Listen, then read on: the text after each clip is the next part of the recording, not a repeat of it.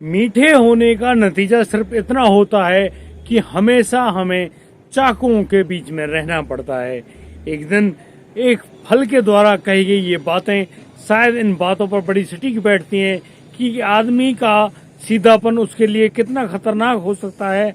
आप ये जानकर हैरान रह जाएंगे कि एक व्यक्ति को जब ऑफर मिलता है नौकरी का, तो वह नौकरी तो उसको मिल जाती है, लेकिन उस नौकरी को देने वाला बॉस उस लड़के से उसकी पत्नी मांग लेता है एक रात के लिए। और दोस्तों, जैसे ही उस पत्नी को यह पता चलता है कि उसके पति का बॉस उसके साथ इतना बुरा कार्य करता है, फिर वह पत्नी कर देती है इतना बुरा कांड। यह जानकर आप हैरान रह जाएंगे कि कोई व्यक्ति अपनी जीवन रक्षा में इतना बड़ा कदम कैसे उठा सकता है। आइए जानते हैं पूरी घटना में क्या क्या हुआ है। नमस्कार, आदाब, सत श्री अकाल दोस्तों, मैं भीषम प्रकाश स्वागत करता हूं आपका हमारे YouTube चैनल किस्से क्राइम के। और दोस्तों, पूरी घटना की जानकारी के लिए बने रहिए हमारे साथ वीडियो में अंत तक। और यदि आप पहली बार इस चैनल पर आए हैं तो आप हमें सब्सक्राइब करें, नोटिफिकेशन की बेल को दबाना बिल्कुल ना भूलें। हमारे चैनल पर बिल्कुल सच्ची खबरें आती हैं समय समय पर। आज का हैरान करने वाला मामला सामने आया है हरियाणा के फरीदाबाद से। फरीदाबाद के पास एक गांव होता है, उस गांव में एक लड़का है 26 साल का। यहाँ पर उस लड़के का नाम संदीप है और उसकी पत्नी का नाम नैना है। वह अपनी पत्नी को लेकर थाने पहुंचता है और थाने में एक तहरीर लिखवाता है। और उसमें उस तहरीर में उसकी पत्नी नैना लिखवा रही होती है कि उसके साथ उसके पति के बॉस ने बहुत बुरा कांड किया है, यानी कि उसका बलात्कार किया है और उसको जान से मारने तक की धमकी दी है। साहब, आप हमारी जान बचा लीजिए, क्योंकि यह संदीप की नौकरी का भी सवाल है। क्योंकि हमने जैसे ही ये रिपोर्ट दर्ज कराई है, अब संदीप को भी अपनी नौकरी से हाथ धोना पड़ेगा। तो यहाँ पर संदीप कहता है कि कोई बात नहीं नैना, यदि तुम्हारे लिए इस प्रकार से मुझे नौकरियां त्यागनी पड़े तो मैं दुनिया की कोई भी नौकरी कभी नहीं करूंगा, मैं सिर्फ अपना ही काम करूंगा। यहाँ पर पुलिस इंस्पेक्टर जितेंद्र जी पूछ रहे होते हैं कि संदीप आखिर हुआ क्या है, आप पूरी बात बताइए। अब संदीप उस बात को बताने के लिए राजी होता है और वह बात बता रहा होता है। और यहाँ पर वह अपने मालिक का नाम बताता है, बबलू श्रीवास्तव, जो कि कानपुर का रहने वाला एक आदमी है और एक IT कंपनी का मैनेजर भी है।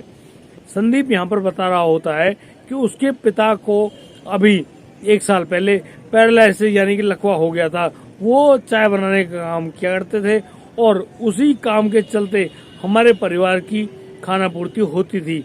और यहाँ पर संदीप ने BCA किया हुआ है और वह BCA करने के बाद अब MCA में एडमिशन ले चुका है और वह MCA भी कर रहा है।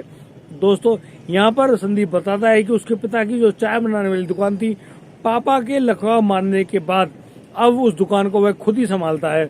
और यहाँ पर अक्सर बबलू श्रीवास्तव नाम का जो व्यक्ति है वह आता रहता है उसके उस खोखे पर और वहाँ पर अक्सर चाय पीता है। इसी चाय पीने के दौरान उसकी मुलाकात हो जाती है संदीप से और संदीप अब उनका बन जाता है घनिष्ठ मित्र। दोस्तों, यहाँ पर संदीप की घनिष्ठता के कारण बबलू श्रीवास्तव कई बार संदीप को अपने साथ अपनी कंपनी में होने वाले फंक्शंस में ले जाता था।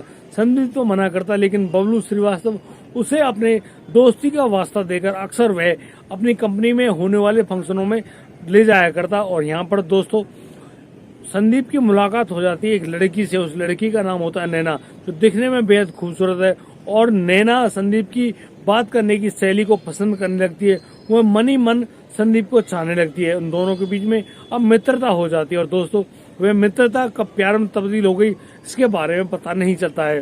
दोस्तों, यहाँ पर जब नैना पूछती है संदीप से, तो संदीप बताता है कि मैं तो सिर्फ एक चाय बनाने का कार्य करता हूँ और मेरा ऐसे ऐसे वहाँ पर खोखा है। दोस्तों, नैना को संदीप की सच बोलने वाली जो बात थी वह बेहद पसंद आती है और वह अब इस बात को मान लेती है, ठान लेती है अपने दिमाग में कि वह अब शादी करेगी तो संदीप से ही शादी करेगी। और दोस्तों, यहाँ पर नैना अपने परिवार से मिलवाने के लिए एक दिन संदीप को अपने साथ ले जाती है और फिर अपने मम्मी पापा और भाई से संदीप को मिलवाती है और कहती है कि यही वो लड़का है जिसको मैं पसंद करती हूँ। दोस्तों, यहाँ संदीप की देखी गई सादगी को उसके माता पिता भी पसंद कर रहे थे और कहते हैं कि नैना, यदि तुम्हें यह लड़का पसंद है तो तुम इस लड़के से ही शादी करना, हमें कोई दिक्कत नहीं है। दोनों परिवारों के सहमति से संदीप की शादी करा दी जाती है नैना से। और नैना को पाकर संदीप इतना खुश है जैसे उसको भगवान मिल गए हो और दोनों बड़े प्यार से एक दूसरे के साथ उस शादी के फंक्शन में बड़े खुशी से एक दूसरे की निगाहों की तरफ इस प्रकार से देख रहे हैं जैसे सदियों बाद दो प्रेमी अचानक मिल गए हों। दोस्तों, यहाँ पर जब नैना संदीप की पत्नी बनके उसके घर में आती है तो यहाँ पर उसका जो बॉस होता है बबलू श्रीवास्तव, वह कहता है कि देखो, आज तुम्हारी ये पहली रात है और इसी पहली रात के चलते मैंने तुम्हारा एक होटल में प्रबंध कर रखा है। तुम लोग दिल्ली के उस होटल डिलाइट में अपना जो पहली सुहागरात है वो वहीं मनाना। ऐसा कहकर बबलू श्रीवास्तव कहता है कि मैं तुम्हारे लिए गाड़ी भी लेकर आया हूँ। संदीप, मैं तुम्हें तुम्हारी शादी पे बहुत अच्छा उपहार भी देना चाहता हूँ, यानी कि एक बड़ा ही सुंदर गिफ्ट। वह गिफ्ट ये है कि तुम अब से मेरी कंपनी में जॉब पर आ जाओ और तुम्हें कंप्यूटर इंजीनियर के रूप में एक प्लेसमेंट दी जाती है और उसी प्लेसमेंट के तहत अब आपको 35,000 रुपये महीने सैलरी भी मिला करेगी। यहाँ पर बबलू श्रीवास्तव के मुंह से निकली हुई इन बातों पर अब संदीप बहुत ज्यादा यकीन कर लेता है और अब वह अपने दोस्त, अपने बॉस बबलू श्रीवास्तव की बात के लिए मना नहीं कर पाता है और वह अब अपनी पत्नी से कहता है कि होटल डिलाइट चलते हैं दिल्ली में और वहीं पर हम लोग आप आज की फर्स्ट नाइट मनाएंगे। दोस्तों, अब बबलू श्रीवास्तव अब नवविवाहिता जोड़े को ले जाता है अपने साथ होटल डिलाइट, जो कि दिल्ली के रोहिणी सेक्टर में पड़ता है। वहां जाने के बाद उन्हें एक 17 मंजिल होटल में ले जाया जाता है, जिस होटल का नाम होटल डिलाइट होता है। और दोस्तों, यहाँ पर उन पति पत्नी के लिए सबसे ऊपर वाला कमरा बुक किया गया होता है, जो कि 17वीं मंजिल का होता है। यहाँ संदीप और संदीप की पत्नी एक दूसरे के चेहरे को बस देख ही रहे हैं। उन्हें आगे नहीं पता था कि उनके साथ होने वाला क्या है।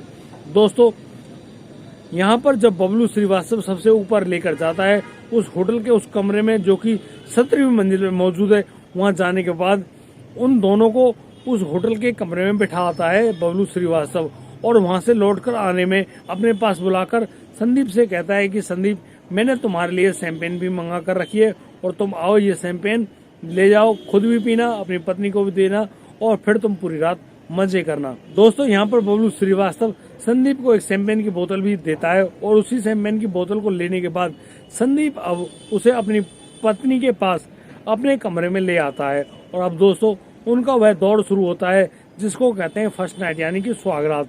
उस सुहागरात के दौर पर होटल से मंगवाया गया खाना भी पहुंच जाता है, जो कि ऑर्डर किया गया था बबलू श्रीवास्तव द्वारा ही।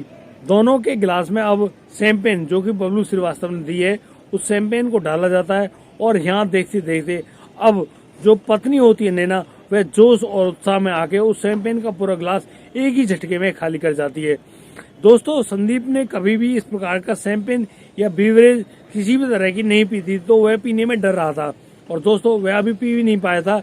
इतने में वह देखता है कि उसकी पत्नी नैना अब सोने का कहती है कि उसको नींद आ रही है, पता नहीं क्या हो गया है, वह अब थोड़ी देर सोना चाहती है। और दोस्तों, इतने में ही अब जो नैना है वह उस बेड पर फैल जाती है।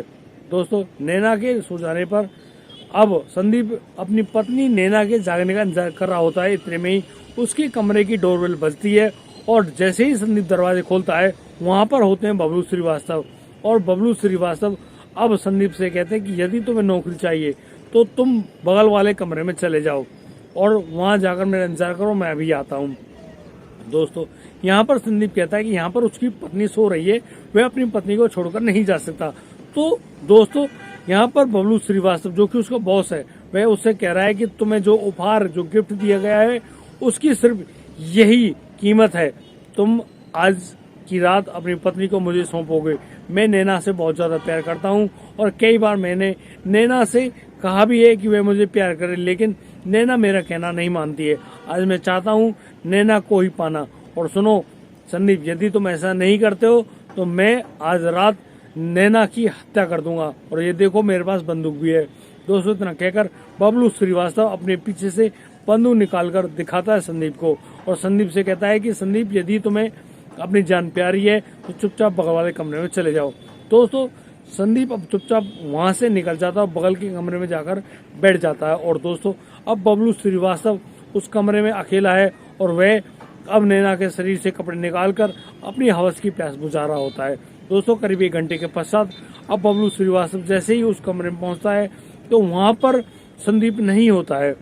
दोस्तों, यहाँ बबलू श्रीवास्तव संदीप को बहुत तेज आवाज लगा रहा होता है, लेकिन संदीप कोई आवाज नहीं दे रहा होता है। दोस्तों थक हार कर अब बबलू श्रीवास्तव वहीं फैल जाता अपने उस बगल वाले कमरे में ही। दोस्तों इतने में ही संदीप निकल के आता है बाथरूम से, और बाथरूम से निकलने पर उसके हाथ में कुछ ऐसा औजार होता है जो कि बहुत भारी होता है। और दोस्तों संदीप अब उस भारी औजार को लेते हुए बबलू श्रीवास्तव के सर पे दे मारता है।